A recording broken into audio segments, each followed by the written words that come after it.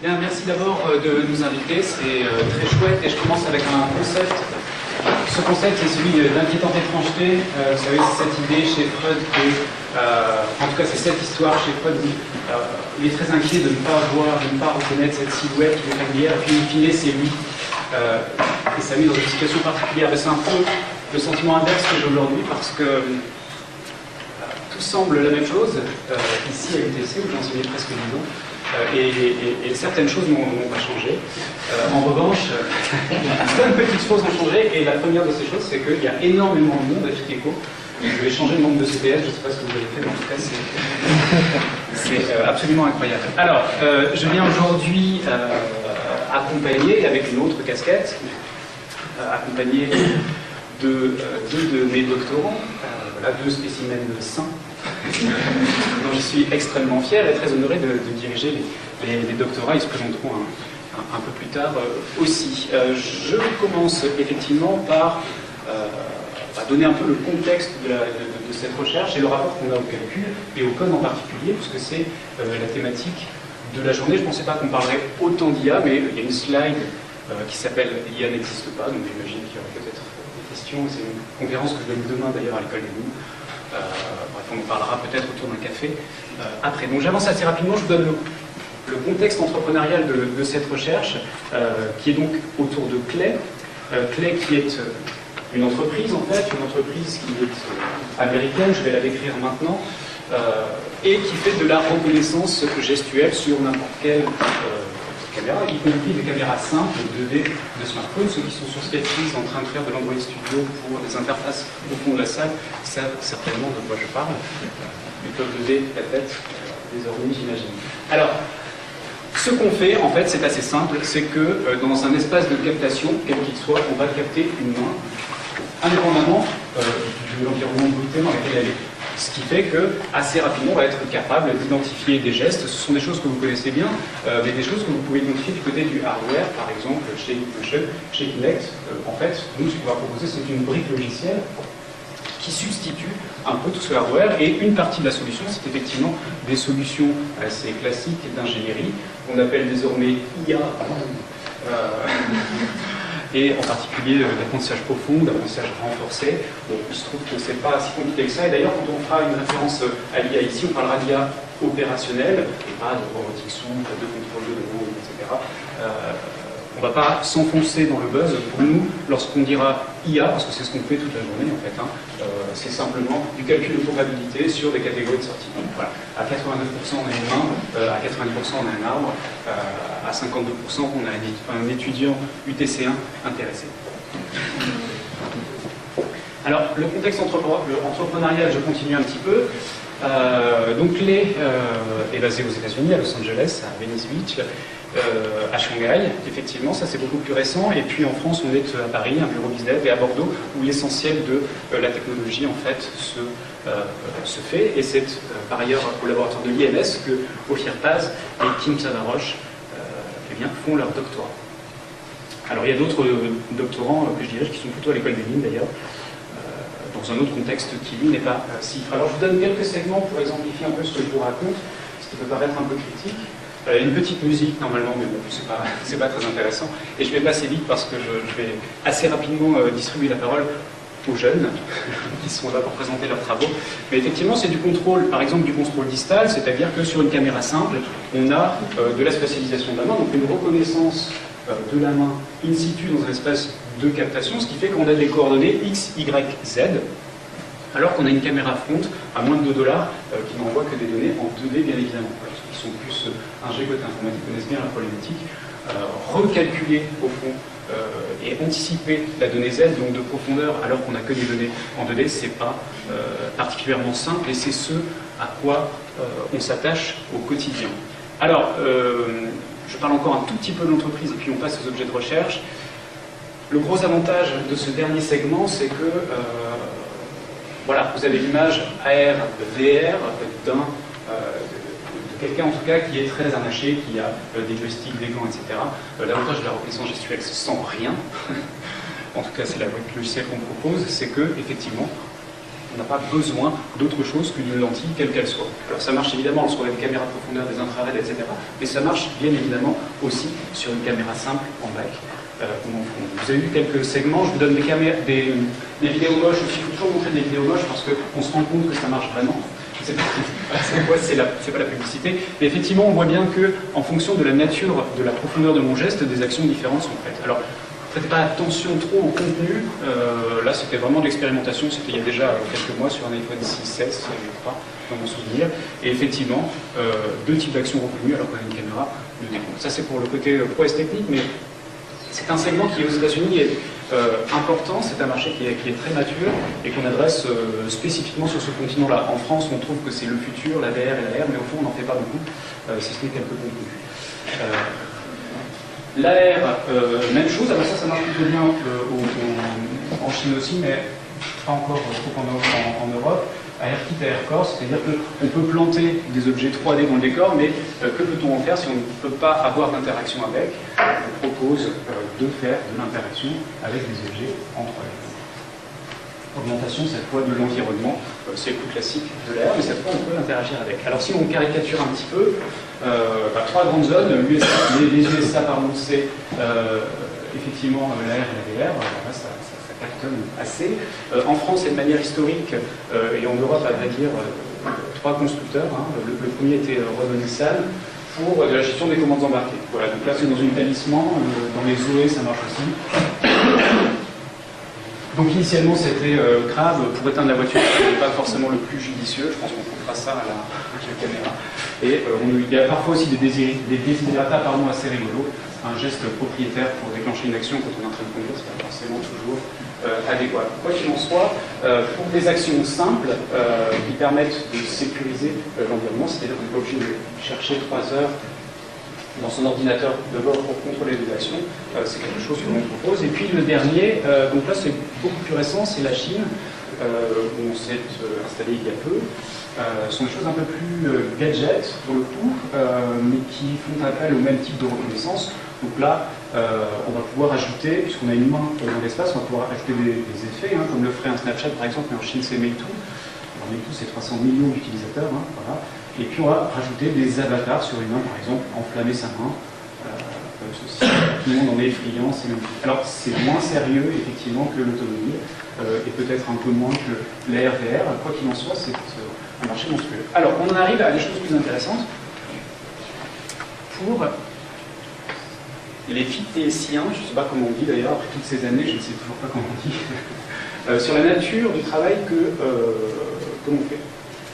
On sait reconnaître une main dans un environnement bruité. Alors ça renvoie à des problématiques assez classiques de vision assistée par ordinateur et d'IA, au sens d'une part de la segmentation et d'autre part du calcul par probabilité.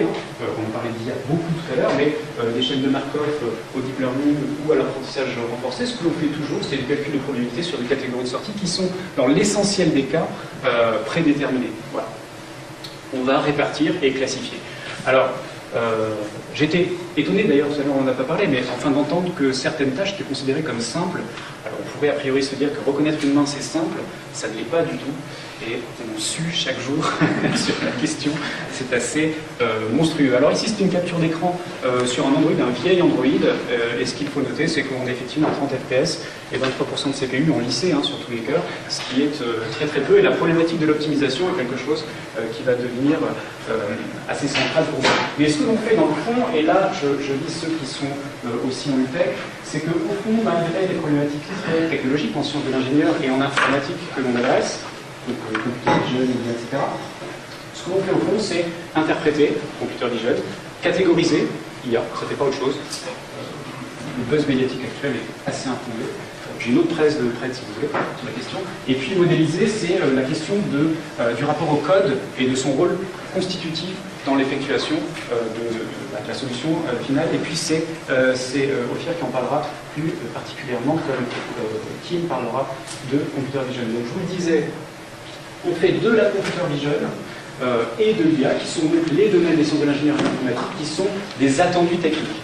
Mais au fond, ce qu'on fait au quotidien, et ça se transforme un peu en discussion, on se constitue comme un laboratoire privé, en fait, à peu de choses près, on aborde des problématiques assez fondamentales qui ne sont absolument pas nouvelles, voilà, que ce soit sur le plan technique ou que ce soit sur le plan fondamental. Donc les IA, je vous le disais, sont des classifieurs variablement complexes, rien de fou à ça, y compris les CNN qui sont très très à la mode, réseau de neurones par convolution ou l'apprentissage renforcé, ça c'est la dernière mode chez Facebook, on était sur une table ronde il y a 2 semaines, c'était juste l'enfer de leur faire comprendre qu'au fond ça n'était pas la solution, mais peu importe. L'interprétation des formes ou des patterns, qui nous reviendra dessus, et puis sur la nature codique et sémiotique, au fond, du rapport au code. Et ça, c'est Ophir qui va vous en parler, c'est très intéressant. C'est qu'on a généralement un rapport un peu objectivé, c'est-à-dire qu'on va considérer que le code est une... On a un rapport instructionnel au code. Voilà. On va se saisir de lui comme un outil passif, et ce que l'on va argumenter aujourd'hui en particulier, c'est que celui-ci est un système sémiotique. Et la métaphore que j'aime bien prendre, c'est que c'est effectivement un lac artificiel, mais au fond, où la nature reprend ses droits. Alors une petite touche d'IA quand même, on fait tout un point effectivement des réseaux de neurones et des calculs par probabilité. Alors ici vous avez un exemple d'une interprétation d'un perceptron multicouche. Alors les perceptrons c'est 1958, mais enfin, là c'est le code associé à un perceptron et c'est 20 lignes de code. Autrement dit, c'est 2 heures de temps. Donc l'IA, en termes de complexité, c'est pas non plus complètement dingue. Alors à droite, vous avez c'est un multilayer quand même, oui. Un réseau de neurones multilayer. Bon, tout ça pour vous dire que ce qui est long, c'est choisir les input layers et déterminer, le cas échéant, les catégories de sortie, mais au fond, l'implémentation en elle-même est extrêmement rapide. Parfois même, ce sont des logiciels que l'on trouve préfaits, ce qui pose le problème aussi du biais d'interprétation, puisque lorsqu'on prend des TensorFlow, des Core ML, etc., eh bien, la nature du résultat est strictement dépendante et biaisée, puisqu'on prend des algos qui sont déjà faits. Voilà. Soyez les architectes de vos propres IA, qui ne sont pas autre chose que des automations en échelle. Donc voilà, ça, faites un copier-coller, et vous pourrez lever des fonds. C'est assez facile. Mais bravo. Oui, c'est l'interprétation d'Ophir, en l'occurrence, du perceptron.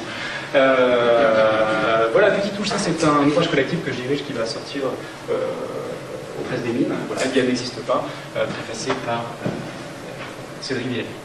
Donc je le disais, catégoriser, ça c'est pour l'IA, mais ce n'est pas une problématique nouvelle, trancher c'est interpréter, et le code comme activité, comme coding, comme activité de code, donc il va falloir se ressaisir, et pas du tout comme code, comme instruction stricte. Voilà, je reviens un petit peu sur catégoriser.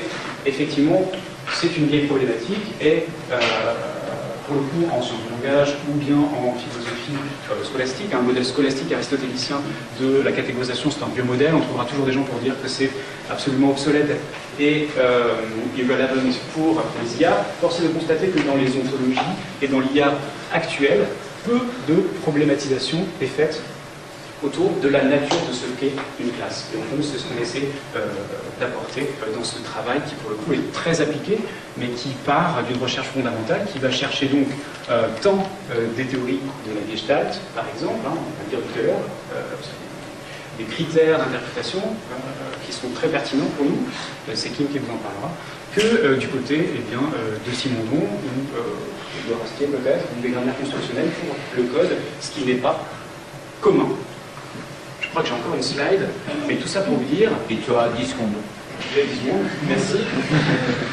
Tout ça pour vous dire qu'effectivement, on a une finalité produit qui est donnée, ça change un peu des polémiques classiques sur l'intra, le transdisciplinaire, au fond on prend ce qui vient, et on contribue là où c'est pertinent, au travers du prisme de notre produit qui doit être maintenable et donné. C'est quand même le nerf de la guerre quand on a une entreprise. Donc on fait preuve, à vrai dire, d'opportunisme disciplinaire, mais on contribue aussi. On est très actif de ce point de vue-là. Et puis, il y a un constat qu'il faut garder en tête, et c'est ce qui va s'exemplifier au travers des propos des petits camarades, c'est que ce à quoi on recourt, y compris le code, y compris les algos de computer vision qui sont des filtres, au fond, on dira modélisation, représentation, mais au sens d'une carte, voilà, qui va donner des points de séance particuliers, eh bien, est strictement constitutif du moment d'interprétation, et on va avoir un biais sur le résultat, un impact sur ce résultat. Donc, vous verrez que pour ce faire, et autour de ces questions de modélisation, représentation et de biais, au fond, on retrouve le code qui a, pour le coup, qui devient une figure centrale, et qui justifie notre titre, adaptabilité et désobjectivation. Et je passe la main à Kim tout de suite pour une exemplification à partir des couleurs. Comme le disait Jean-Baptiste, pour nous, l'outil que l'on emploie est un prisme de perception. Et par exemple, un modèle est une représentation de la réalité. Donc par exemple, une maison, si on veut la représenter, on va dépendre des outils qui sont disponibles. Dans notre cas, sur la diapo, nous avons des crayons de couleur qui sont nos outils, justement. Et pour donc représenter cette maison, on peut passer par un carré rouge pour la base de la maison et un toit plutôt jaune pour un triangle jaune pour le toit. Par contre, si on a d'autres outils, la représentation doit être adaptée. Si donc on n'a plus nos crayons de couleur, on a plutôt un crayon noir, on va plus se concentrer sur les motifs de la maison et donc faire un toit avec plutôt des ronds et une maison et des murs plus neutres. C'est donc sous cette optique on dit que les outils font partie d'un contexte. Donc le contexte, c'est donc notre cadre de perception. Et donc une représentation ne peut pas être transposée d'un contexte à un autre sans une adaptation. Donc par exemple, pour cette fameuse robe, si nous voulons décrire donc soit le bleu, soit le blanc selon les personnes, on peut utiliser un nuancier pour pointer exactement quelle couleur correspond.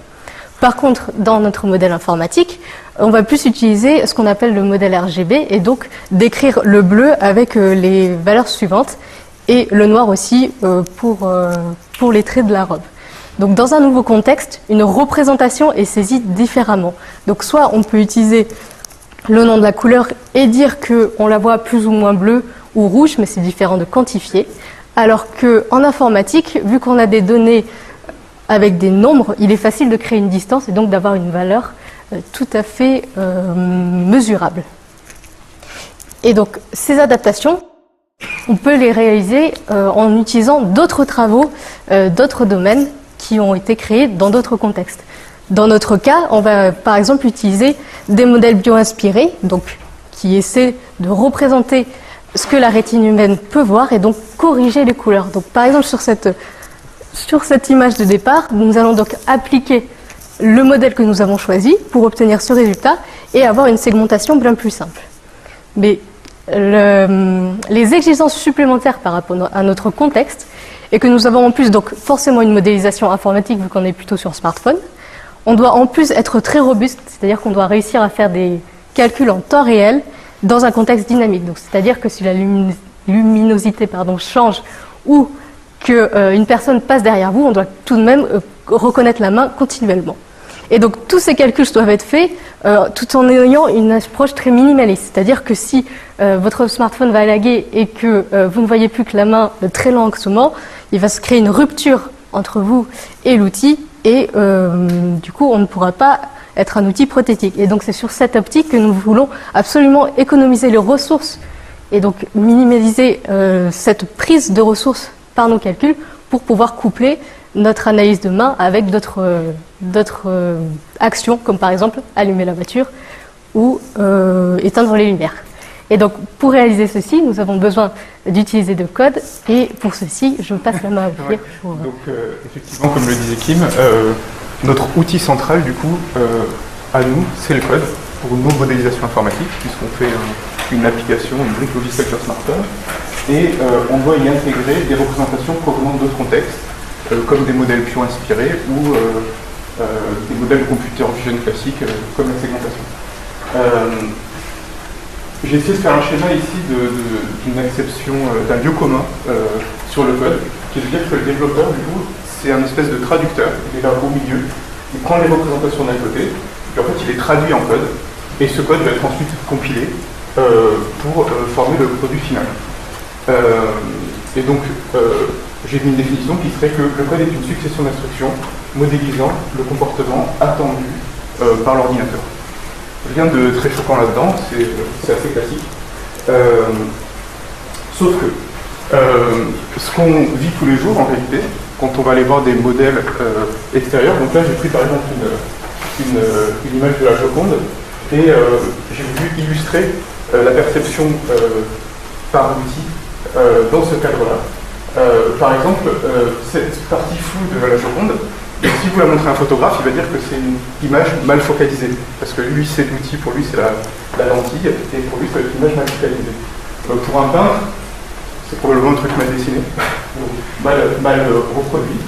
Et pour nous, en fait, c'est un tas de pixels pour lequel on a fait une moyenne. Donc nous, on voit clairement l'image comme une grille de pixels. Et ici, on a fait la moyenne des pixels un à un pour faire un effet de flou. De même ici, je ne sais pas, c'est un effet rayon X, je ne sais pas comment on l'interpréterait. Nous, on voit tout de suite que c'est une inversion des valeurs des couleurs RGB. De même là, c'est naturellement sur tous les filtres que vous allez avoir sur Instagram, etc. Vous allez vous dire que c'est un effet de dessin, un effet BD. Pour nous, c'est un seuillage des valeurs RGB. Et ici, un éclaircissement. Pareil, on pourrait penser que c'est augmenter l'éclairage sur l'image. En fait, c'est juste rehausser ces valeurs RGB en ajoutant des valeurs. Donc ici, le code est constitutif de la perception qu'on va avoir d'une représentation. Et dans le cadre de la lecture d'un article, par exemple, de Computer Vision, eh bien, nous, dès qu'on va avoir une image floue, on va se dire, OK, ils ont appliqué cet algorithme de moyenne des valeurs RGB. Ça veut dire quoi? Ça veut dire que, en fait, le code n'est plus juste... Enfin, le développeur n'est plus juste là pour écrire du code, mais en fait, le code est constitutif de la perception. Et donc, on peut parler du code comme outil, comme les crayons de couleur tout à l'heure, qui était un filtre sur la réalité, quelque part, sur une représentation.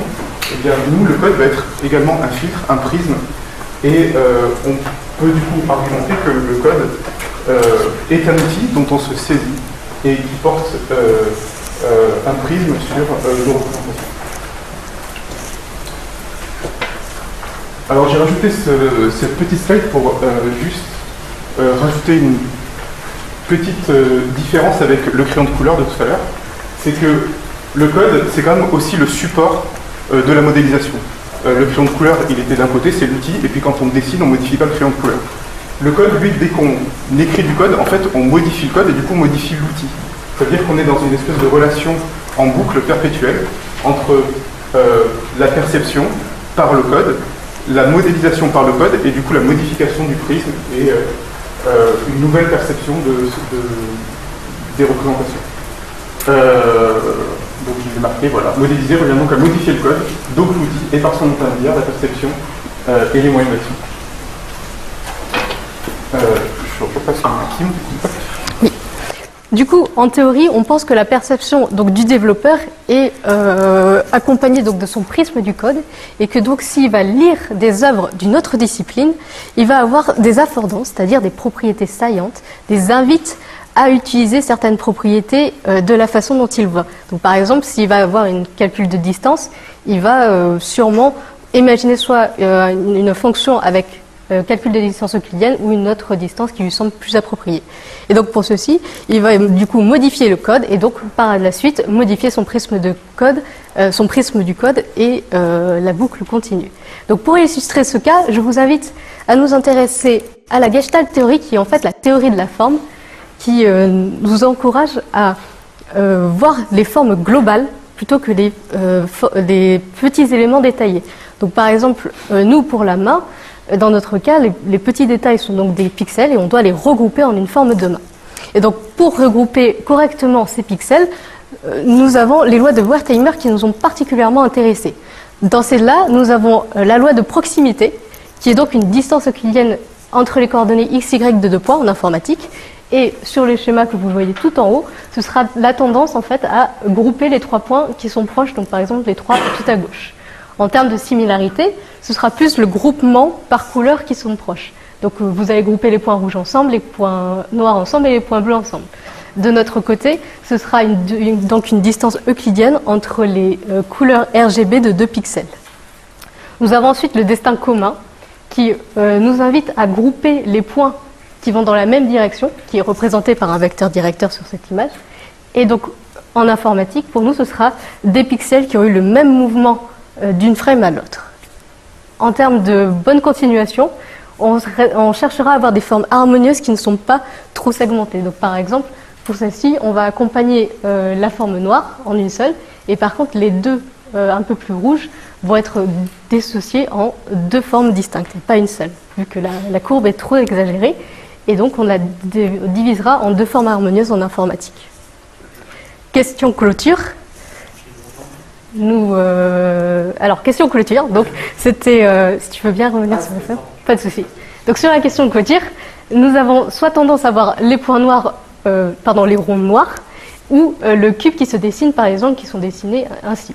Et donc pour nous, ce sera une obligation de créer un algorithme de détection des contours avec une fermeture obligatoire. Donc une main bien fermée. Et donc par la suite, si je reviens sur le schéma qu'on vous a présenté, nous avons donc le développeur qui va, avec son prisme du code, lire la Gestalt théorie, donc les lois de Wertheimer que je vous ai présentées précédemment, et en plus noter la notion de constance, une problématique qui est très souvent abordée dans les formes. Ces constances sont en fait les invariants d'une forme qui la spécifie. Donc pour nous, notre but, ça va être de trouver ces invariants de la main qui va nous permettre de créer une signature. Et donc pour la distance, on l'avait vu, distance x, y ou distance en RGB pour tout ce qui est proximité et similarité. Et par exemple, pour la bonne continuation, on pourra faire donc des comparaisons de frames à un instant t-1 et à un instant t. Donc toutes ces affordances vont nous inviter à faire évoluer des algorithmes, à affiner des distances et du coup à modifier notre prisme et continuer la boucle. Et donc ces évolutions du code peuvent passer par plusieurs étapes que Ophir va vous présenter. Donc je vais essayer de vous donner un exemple avec du vrai code, parce qu'on en parle depuis tout à l'heure et puis on n'en voit pas. Donc ça c'est notre vie tous les jours, on écrit du code tout le temps. J'ai essayé de prendre un exemple de cette distance euclidienne et d'essayer de voir comment ça va évoluer concrètement dans le code. Alors ça c'est la représentation mathématique, c'est celle qu'on va lire dans un papier par exemple, avec la racine carrée de la somme des différences entre les différents composants du carré.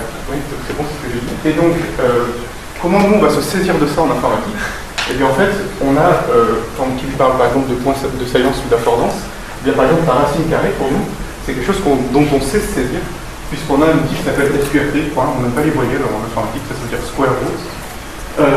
Et donc on a une fonction qui existe, on a un outil qui nous permet de faire la racine carrée, donc on va l'utiliser, et on va tout de suite voir comment on va pouvoir remodéliser ça en informatique.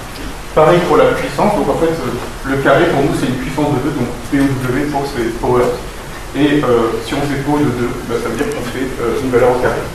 Et donc en fait j'ai pu réécrire directement cette formule, dans un premier temps, directement sous forme de code informatique. Elle a été remodélisée. Sauf que cette modélisation-là, elle est très abstraite en mathématiques, mais elle n'a pas forcément de sens au sein du code, qui est un contexte où on fait des actions sur des mains. Et donc P, Q, D, etc., ça n'a pas de sens pour nous. Et donc on va renommer ces éléments pour qu'ils soient compréhensibles. Donc là, par exemple, j'ai décidé que j'allais calculer la longueur d'un doigt, par exemple pour comparer, trouver le doigt le plus long. Et donc j'ai renommé P type, qui est le bout du doigt, et Q, je l'ai renommé base, pour dire que c'était la base du doigt. Et D, ça ne veut pas dire grand chose, j'ai appelé fingerless, pour dire c'est la longueur du doigt. Donc ça, c'est ce que j'ai appelé la recontextualisation. Et en réalité, cette action, c'est ce qu'on appelle le refactoring. Ça veut dire qu'on va modifier le code, on va modifier là des noms de variables, mais on ne va pas changer la façon dont c'est interprété par l'ordinateur. C'est compilé toujours en langage machine de la même façon, peu importe les mots qu'on utilise ici. Donc on fait ça pour que le développeur, pour que l'humain comprenne, et non pas pour que la machine comprenne.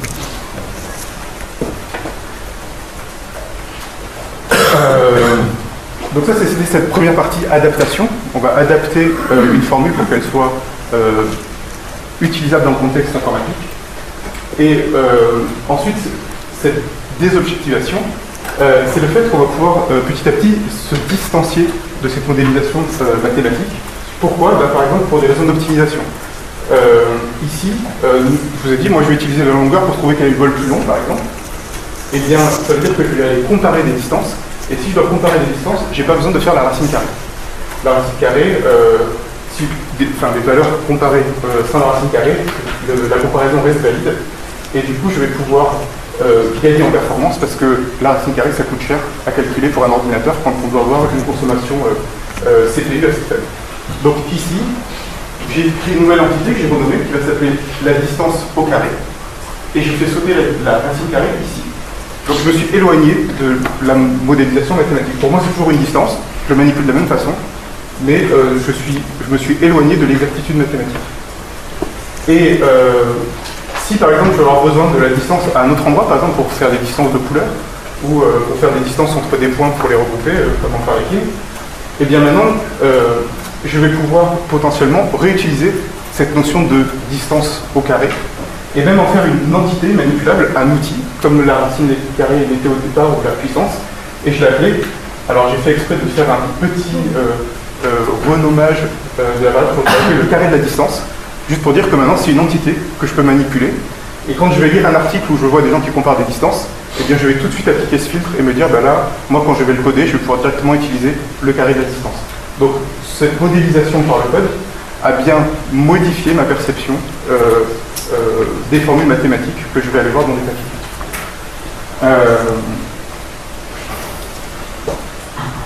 Donc, comme je vous l'ai montré avant, en fait, on parle de code depuis tout à l'heure comme d'un outil, mais en réalité, c'est plein de petits outils, c'est plein de petites fonctions qui sont disponibles, et même des outils qu'on va créer, nous, au fur et à mesure de ce cycle de refactoring et d'intégration de nouveaux algorithmes.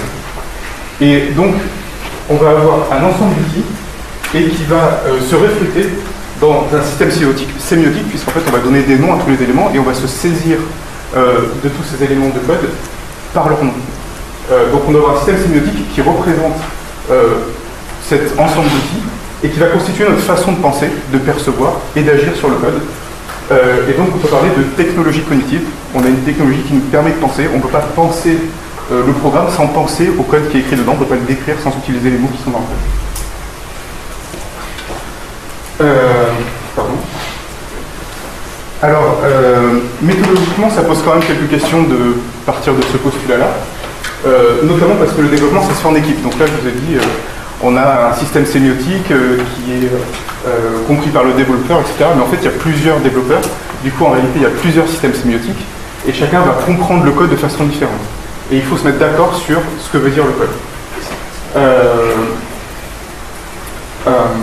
Donc, on va essayer de encourager méthodologiquement cette négociation de ce que veut dire le code. Et en gros, ça va être de la discussion entre les développeurs. On va avoir une activité sociale autour du code. Alors, on a quelques méthodes, notamment le code review, qui consiste à ce que lorsqu'un développeur a fini de coder quelque chose, eh bien, il va l'expliquer à ses camarades en se basant sur le code directement. Et puis, on va discuter, on va voir si on a tous compris ce que fait le code relativement de la même façon. Et éventuellement, on va refactoriser si on n'est pas d'accord. On a le pair programming, donc si vous avez un peu développé, vous connaissez, c'est le fait de se mettre à deux derrière une machine et en temps réel, du coup, de discuter, de négocier de ce qui est écrit. Et potentiellement, on a du coup un début de cristallisation de ce système sémiotique, puisque les développeurs ont déjà un peu négocié le code. Et puis, on a le mode grande échelle, qui est le mob programming, donc qui commence à se développer un peu plus dans les entreprises, dans les startups, et c'est l'idée de mettre toute l'entreprise, parfois sur un problème. Et dans notre cas, ça peut être des gens qui ne sont pas forcément des développeurs, par exemple des gens du marketing, des commerciaux, enfin Jean-Baptiste, qui fait l'interface, mais des gens qui vont avoir le point de vue de ce qu'on va vendre et de vérifier que ce qu'on code correspond à ce qu'on va vendre. Et du coup, on va aussi négocier avec eux et intégrer la façon dont ils font sens du produit dans le code. Et donc c'est cette notion de coding dont Jean-Baptiste a parlé tout à l'heure. C'est l'activité de négociation du sens afin d'écrire du code significatif dans le contexte où on l'applique et auquel on va donner autant d'importance que le code. Donc le code n'est plus juste un résultat, mais on a le coding, l'activité autour du code qui doit elle aussi être de bonne qualité. La communication entre les développeurs est aussi importante que la qualité du code lui-même. Donc en résumé, pour nous, le prisme de perception nous aide à comprendre des représentations d'autres disciplines et à les modéliser. Ces modélisations sont donc pertinentes dans leur contexte et elles doivent l'être adapté pour répondre aux exigences dans un autre contexte. Quant à la problématique principale de est-ce que le code est déshumanisant, nous sommes assez catégoriques dans le sens où on se dit que s'il n'y a pas d'humain, il n'y a pas de création d'outils et donc il n'y aura pas les modèles que nous connaissons actuellement. Merci.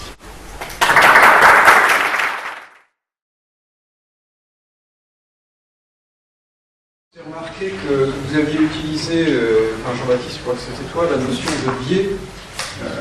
Est-ce que ça présuppose qu'une vision non biaisée du monde soit possible? Alors c'est beaucoup plus pragmatique. C'est beaucoup plus pragmatique que ça, c'est-à-dire que lorsqu'on est véritablement l'architecte de son système, qui est au fond un classifieur, hein, c'est pas plus compliqué que ça, une IA est un classifieur, variablement complexe, mais si on utilise quelque chose qui est préfait, qui est prédonné, il existe aujourd'hui plein de solutions d'implémentation d'un réseau de neurones, d'un perceptron, de système expert, etc. Si on fait un simple drag and drop, la nature du résultat va être orientée d'une certaine manière. Voilà. Si on prend un outil comme TensorFlow, effectivement, il y a un biais, mais j'aurais dû dire pondération, en fait il y a une pondération, il y a une nature du traitement des informations qui est différente. C'est juste dans ce sens-là que je voulais le dire.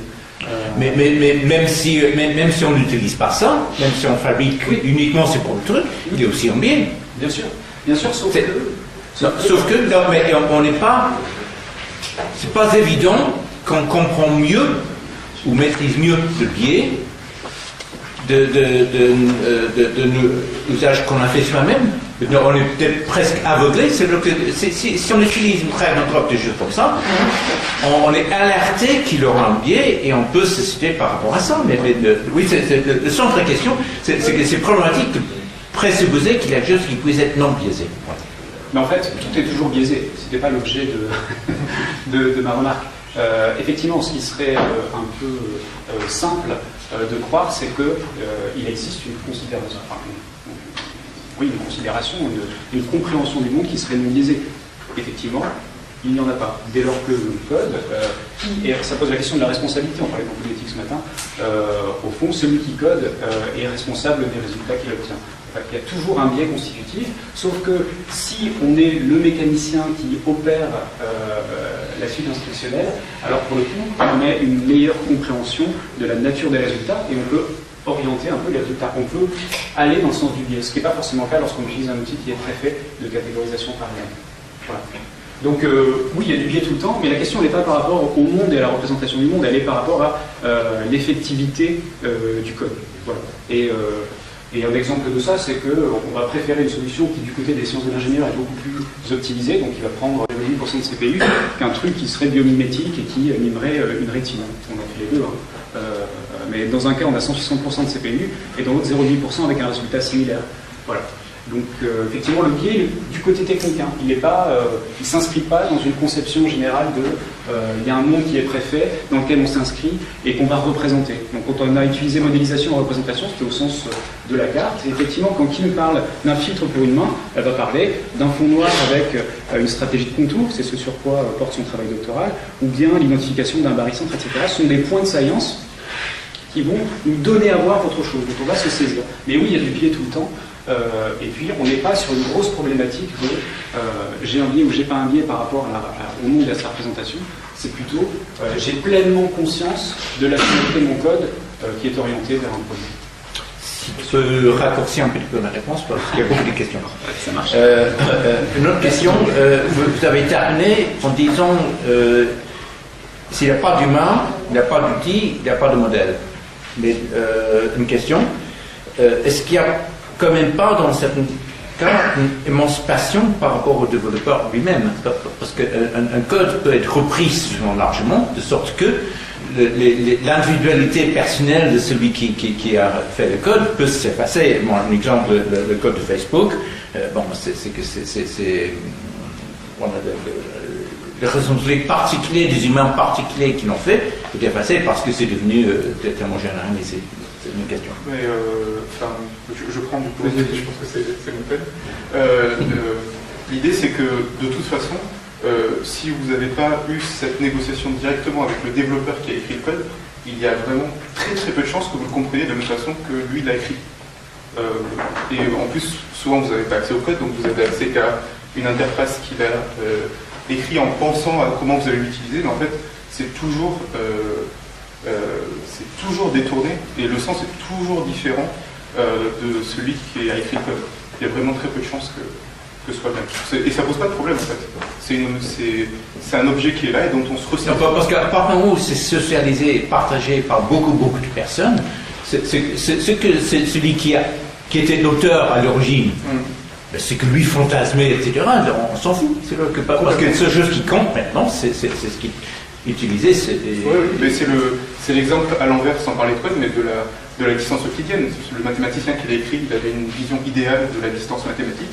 Puis nous, on l'a pris, on l'a sabré, on en a fait ce qu'on voulait. C'est désobjectivé et c'est ressaisi par la personne qui va l'utiliser et qui en fait sens dans son contexte. Et donc, quand tu dis John, socialiser, en fait, même socialiser, il n'y a pas deux personnes dans cette société qui comprennent le code de la même façon, puisque chacun va s'en servir dans des contextes différents. Une autre question en lien avec ça. Oui, souvent vous avez parlé de faire le développement du code à plusieurs collectifs. Une question, quand ça se passe comme ça, y a-t-il parfois des tensions, des conflits entre les... Oh oui. Bien sûr. Ouais. Avec plein de décibels dans le bureau et tout. Ouais. Parce que oui, on va pas forcément comprendre. Alors on en discutait avec Kim récemment. Souvent, alors il y a deux types de tensions, on va dire. Il y a des tensions qui sont purement syntaxiques, les égales classiques entre développeurs, de dire qu'on doit mettre des tables ou des espaces, des accolades, en dessous ou devant, voilà. Ça en fait c'est des guerres dont on fait complètement abstraction, puisqu'en fait ce qui est important, c'est qu'on se comprenne, et qu'on comprenne à peu près ce que l'autre a voulu écrire. Et donc là où on va avoir des tensions et des débats, souvent c'est justement sur la façon dont on va modéliser quelque chose. On fait un pari sur la maintenance qu'on va en faire, puisque nous, on casse tout ce qu'on fait tout le temps. Le code, vous partez une semaine de chez nous, vous revenez, tout a été cassé, tout a été refactorisé. Et en réalité, les choix qu'on va faire de modélisation vont être des paris sur comment ça va être maintenant. Donc on va dire par exemple que Jean-Baptiste va arriver et dire en fait il faut que je sais pas quel geste va devoir être rajouté, et du coup nous il faut qu'on ait pensé l'architecture pour pouvoir rajouter un geste rapidement. Voilà. Donc les choix ils vont plus s'orienter sur les discussions vont plus être sur comment on modélise pour être maintenable que sur voilà, des guerres classiques d'informaticiens sur la synthèse. Il y en a quand même, hein, franchement. C'est la vision très positive. Mais... Oui. Non, il y en a quand même, mais elles sont moins importantes puisqu'on se met juste d'accord à un moment. Et sauf que, dans ma question, c'est quand même une entreprise. Oui. Non, mais tout ce qui est commercial, etc., c'est que là, on devine facilement que c'est un lieu de conflit. Ah non, mais alors, en fait, c'est très simple, c'est qu'on a structuré l'entreprise comme, d'un côté, un laboratoire de recherche, dans la continuité, et on est assez tranquille, hein, il faut bien dire. Et l'équipe commerciale, l'essentiel de l'équipe commerciale est à 11 000 km à Los Angeles, donc on n'est pas trop embêté. Effectivement, c'est moi qui fais l'interface, généralement, et c'est pas très facile de parler avec des gens qui ont des dents blanches et un teint orange toujours, surtout à 2h du matin. Mais effectivement, on n'est pas trop embêté avec ça, et quand au pire dit, ok, il faut rajouter un geste, etc., nous, c'est jamais tant quelque chose qu'on a décidé collégialement qu'une imposition du côté commercial. En fait, on est assez tranquille parce qu'on a déjà une solution qui est pérenne et qui est commercialisée. Donc on a un flux continu d'amélioration du côté de la robustesse et du côté de la nature des gestes qu'on reconnaît, mais au fond l'imposition commerciale n'est pas particulièrement présente. Elle l'a été plus tôt quand on a une solution qui était encore un peu shaky, mais là, c'est pas tellement le cas. Par contre, je repense à des oppositions basiques. Moi, je me fais assez rapidement discriminer du pair programming parce que je fais du code de chercheur. Ce qui veut dire pas du tout optimisé, pas du tout bien écrit. Ils sont un peu dominés. Proche de la pratique, il y a une question, c'est que vous avez parlé que le code, quand vous êtes en train de travailler avec, c'est une affordance. Mais est-ce que ça arrive dans votre pratique, c'est une question comment ça se passe, que sur le moment l'affordance est saillant, parce que vous êtes dessus, là, Mais si vous le mettez de côté pendant quelques mois ou même quelques semaines, c'est là, vous revenez après, les affordances, vous pouvez les oublier, non? Est-ce que ça arrive? Oui, bien sûr.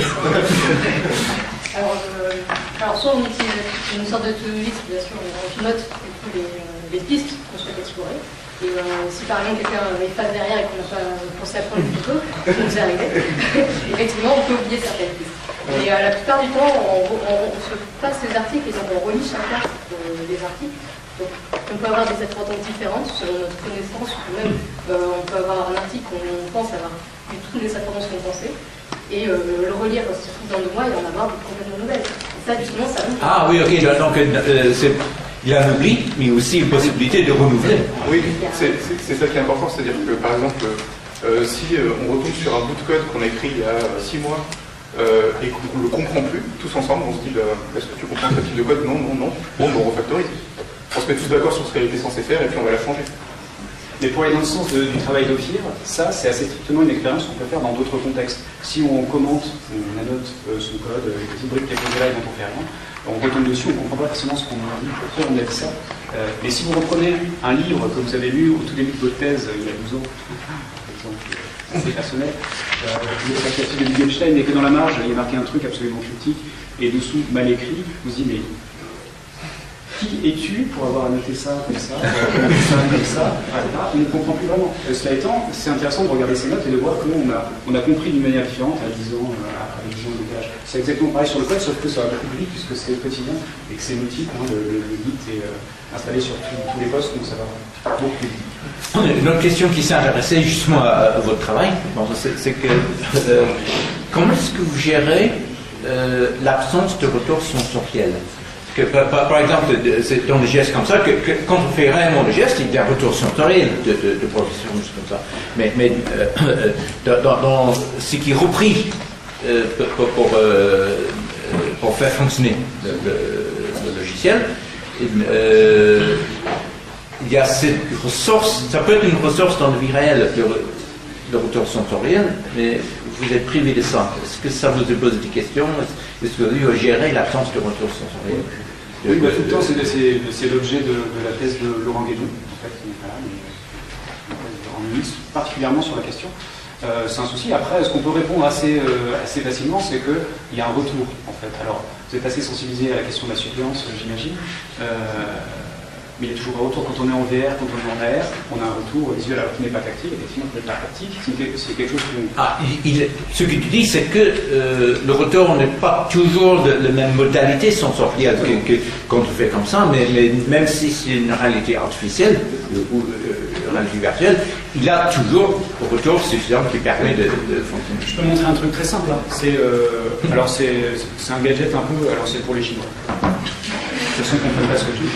Mais, vous allez voir que mon geste n'est pas contraint, mais il n'est pas contraint physiquement, mais il l'est par l'ensemble des possibles que me donne l'objet technique. J'insère ma main et je sors pour débloquer mon téléphone. Voilà. Là, vous avez vu que mon geste, en fait, il était assez précis. Hop, hop. Et pourtant, j'ai pas de retour haptique, en fait, j'ai pas de contrainte physique sur la nature du geste que je produis. C'est pareil en VR, en fait, assez rapidement, lorsqu'on a un objet 3D qu'on peut dupliquer, là, on fait comme ça, on va pas plus loin, et puis si on a le dupliqué de l'autre côté, c'est pareil, et puis en fait, on substitue la nature d'une modalité par une autre. Voilà. Anecdotiquement, on peut dire aussi que quand on met des flammes sur les mains, des fois, on se dit que ça chatouille. Ça remonte un petit peu. On imagine. Ouais, ça va un peu dans l'autre sens aussi. Une autre question technique dans le travail, c'est qu'il y a une différence entre le langage de haut niveau et le langage machine. Oui. Il a même tout l'ensemble de néo. Ouais. Mais la question, c'est que est-ce que mais la traduction entre le langage de haut niveau et le langage machine n'est pas toujours parfaite. Est-ce que ça vous pose, à l'occasion, est-ce que ça vous pose problème? Ça fait des bugs? Non, mais non, c'est pas un problème. Alors, juste sur cette question, nous, en fait, on travaille à tous les niveaux, puisqu'on doit faire des applications, donc des interfaces, donc on est très haut niveau. Et puis, en fait, on doit être très optimisé, donc des fois, on va très très bas sur le fonctionnement du système pour aller faire des petites optimisations pour gagner du CPU. Donc on va de l'un à l'autre. J'ai envie de dire que la traduction, donc ce que je comprends, c'est le compilateur, le travail du compilateur. Et ben, on espère comprendre ce qu'il fait, puis des fois on comprend pas. C'est pas, je pense pas que c'est un problème en fait. La question c'est comment on le gère. Non, comment est-ce que vous gérez? Non, si j'ai bien compris les questions, mais oui, vas-y, dites les questions. Voilà. Est-ce que vous avez déjà eu des problèmes suite à des compilations, des mauvaises optimisations, Ah oui.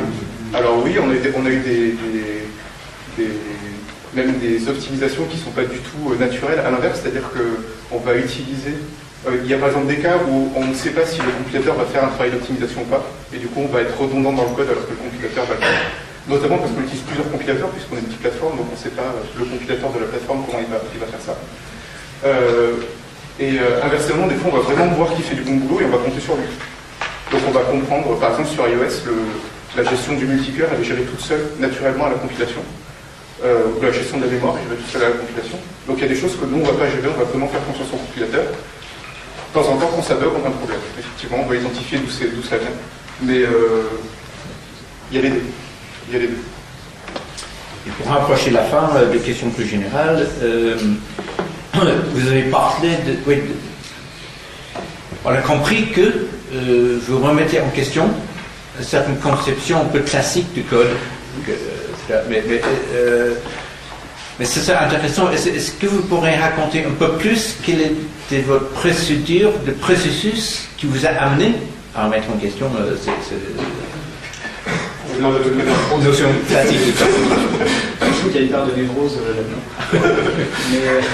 Non, mais il y a aussi que Ophir, au fond, c'est approprié une partie du travail que j'avais mené du côté langage pendant des années, qui est une approche constructiviste, une autre approche qu'on appelle généralement constructionnelle, mais voilà, je ne suis pas sur le détail, mais c'est des choses que j'ai présentées ici pendant des années, et la transposer sur le domaine du code, parce qu'on se rendait compte en discutant, et à mesure qu'on en discutait, qu'effectivement, il y avait des choses qui manifestaient clairement que la négociation du sens était là, y compris dans poser une brique codique à un moment donné, se la réapproprier, ne serait-ce qu'un individu, un développeur avec lui-même en fait,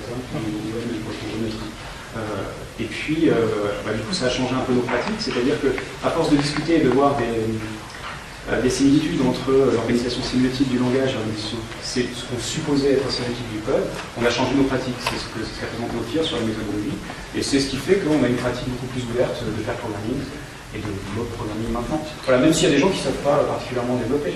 Voilà, moi j'ai un niveau clairement moins avancé que ces deux-là qui sont extrêmement brillants du code.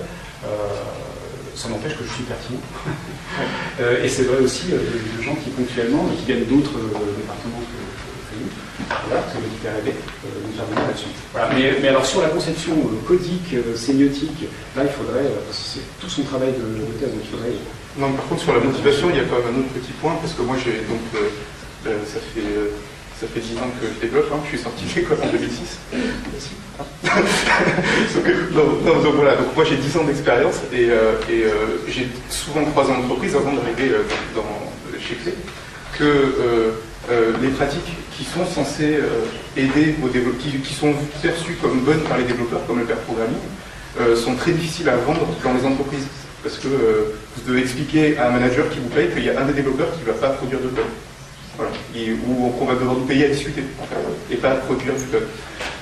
Et donc c'est des pratiques qui sont senties par l'expérience par des développeurs comme bonnes, mais qui ne sont pas justifiées.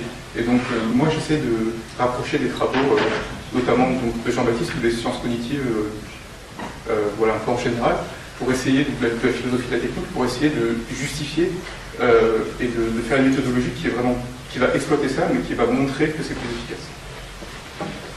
Oui, par rapport aux sciences cognitives, c'est que dans les sciences cognitives, la distinction entre langue naturelle et puis langage formel, typiquement la programmation c'est le langage formel, en sciences cognitives on a l'habitude de faire une grande, de dire c'est pas du tout la même chose, mais ce que vous nous racontez, c'est que la pratique réelle, ça peut être un langage formel, techniquement, mais la pratique réelle de ça, en fait, c'est une partie de cette opposition d'espace. C'est exactement ça. Alors quand même, je vais faire une distinction sur ce que tu dis, John, c'est que la distinction langue-langage, c'est pas forcément langage artefactuel. Enfin, langue-langage, c'est langue au sens de l'utilisation sémiotique, c'est le français contemporain, donc on peut se servir, c'est l'idée de se répertoire commun dans le métier des choses. Et langage, c'est l'activité de s'en saisir. Ou bien c'est une capacité cognitive. Mais parfois certains disent language et languaging en anglais parce qu'il n'y a pas langue et langage en fait. Donc, ça c'est pour le point. Mais le deuxième, c'est que effectivement, la métaphore que j'aime bien employer, c'est que on a un langage qui est artefactuel, certes, mais dès lors qu'il y a de l'humain pour s'en saisir, ça devient un système sémiotique. C'est-à-dire qu'il y a de la négociation du sens, il y a de la cristallisation, et ce qu'on appelle en code refactoring, c'est pas autre chose que de la phraséologie, c'est-à-dire laisser des ouverts et les fermer, donc quelqu'un va pouvoir se saisir et changer des petites pièces, mais pas partout parce que tout n'est pas ouvert, etc. Et en fait, on se rend compte que la nature des constructions langagères, au sens classique, paraconstructionnelles dans notre cas, sont exactement les mêmes du côté du code. C'est vraiment strictement la même chose. Donc la métaphore, c'est le code, ce lac artificiel où la nature reprend ses droits profonds. Voilà. On a une jeunesse qui peut être effectivement très artefactuelle, et pour le coup, à l'emploi, on a quelque chose de très sémiotique. Il y a l'emploi. C'est l'expérience qu'on en fait au quotidien. Et une dernière question. Est-ce que ton passage à Costec a apporté quelque chose à ce que tu fais maintenant, à ton passage actuel? Oui, bien sûr. Par plein d'aspects. Vous avez reconnu plein de choses, hein, je pense. Testac, suppléance, tout ce genre de trucs, auxquels je n'étais pas forcément sensibilisé. Après, je suis resté quand même presque 10 ans, donc ça forge. C'est un peu dogmatique parfois. Mais effectivement, quand on en fait l'expérience, c'est un peu autre chose. C'est-à-dire qu'il y avait quelque chose que j'aimais bien, donc la Testac, technico-morphologiquement constitutive et constituante, bon, on en parlait toujours, et ça presque un peu un côté ressassement. Maintenant que je suis plus là, je le permets. Donc c'était effectivement un peu galère. Cela étant, quand on en fait l'expérience, et quand il y a un produit, et qu'on sait ce qu'on vit au quotidien, on ne peut pas aller contre ça. C'est là. Alors est-ce que ça doit être un objet de recherche dogmatique pour tout le monde? C'est une autre chose. Mais en tout cas, ce qui est sûr, c'est que c'est fondamentalement là. Et au labo, on va lire autant du Keller, du Simonon, du Foucault, que effectivement des papiers en computer vision, en IA, ou sur du contenu, ou sur des choses beaucoup plus simples. Parfois, on parle beaucoup du learning, mais au fond, les solutions d'IA, c'est les chaînes de Markov, c'est 1906, c'est les réseaux de neurones simples, c'est des systèmes experts, la logique floue. Donc c'est tout un point de la logique floue il y a 15 ans, bon maintenant c'est terminé, mais il y en a dans les variateurs, je veux dire, pour le chauffage, c'est de la logique floue. Bref, en tout cas, c'est très mélangé, et on a réussi à mélanger cet apport très sciences de l'ingénieur, informatique, etc., avec des humanités assez dures parfois. On se rend compte même qu'on fait de mauvaises interprétations de Simonon qu'on préfère lire dans le livre. Voilà. Et bref. Est-ce qu'il y a d'autres questions? À qui appartient le code? Ah oui, c'est ça. Non. Oui, c'est une question presque juridique. C'est que, Ah oui. à qui est-ce que ça appartient? C'est assez tacite, ça m'appartient. Voilà. Non, alors c'est pas ça, c'est l'entreprise qui est propriétaire intégralement du code produit. Voilà. Par contre, l'ensemble des brevets, donc il y a une dizaine de brevets déposés et entretenus à ce jour, et ils sont nominatifs en fait. En fonction des inventions, elles sont nominativement inscrites. Voilà. Je pense qu'on a fait le tour de questions.